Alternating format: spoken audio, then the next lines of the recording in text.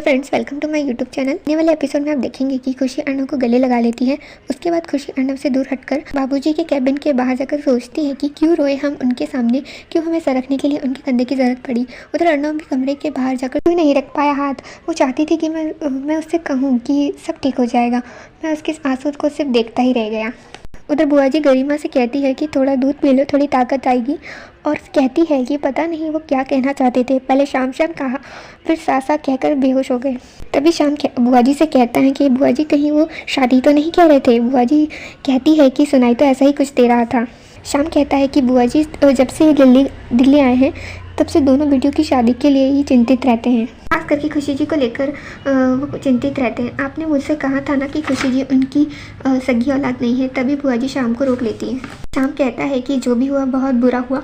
शाम डॉक्टर से मिलने चला जाता है। गरिमा और बुआ जी खुशी और शाम की शादी करने की सोचते हैं। शाम उनकी बातें सुन लेता है और सोचता है कि क्या खूब फंसी है मछली जाल में, अब देखिएगा कि कैसे मैं और खुशी दोनों एक हो जाते हैं। उधर अर्णव अपनी अलमारी खोलकर सोच में डुबाई होता है। तभी एक लड़की आती है और उसे गले लगा लेती है। तभी अर्णव को खुशी को गले लगाने वाला पल याद आ जाता है। उसे ऐसा महसूस होता है जैसे वो खुशी को गले लगा रहा है और वो कहता है कि डोंट वरी, सब ठीक हो जाएगा। तभी वो लड़की कहती है कि क्या ठीक हो जाएगा। तभी देखता है तो वो खुशी नहीं होती और कोई और होता है और वो फिर से अपसेट हो जाता है। तो खुशी हॉस्पिटल में होती है। तभी डॉक्टर खुशी के पास आता है और डिस्चार्ज पेपर देकर कहता है कि चमत्कार ज़रूर होगा। खुशी कहती है कि हमें यकीन है कि चमत्कार होगा ही। कहती है कि हमारी सैलरी अभी मिलने ही वाली है, हम अभी बिल पे कर देंगे।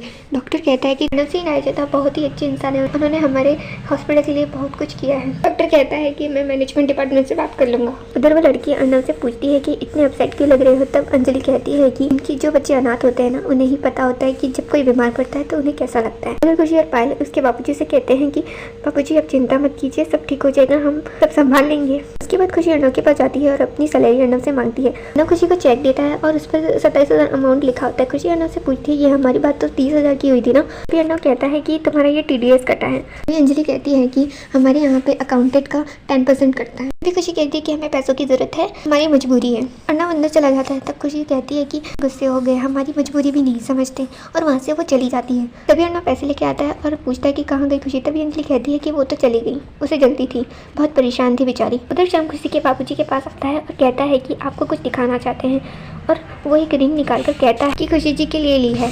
क्या मौसा जी, आप इतनी छोटी सी बात के लिए आप हमें पसंद नहीं करते क्योंकि हम शादीशुदा हैं। आज का एपिसोड यहीं खत्म होता है। आने वाली अपडेट के लिए हमारे चैनल को लाइक कीजिए, सब्सक्राइब कीजिए। Thank you.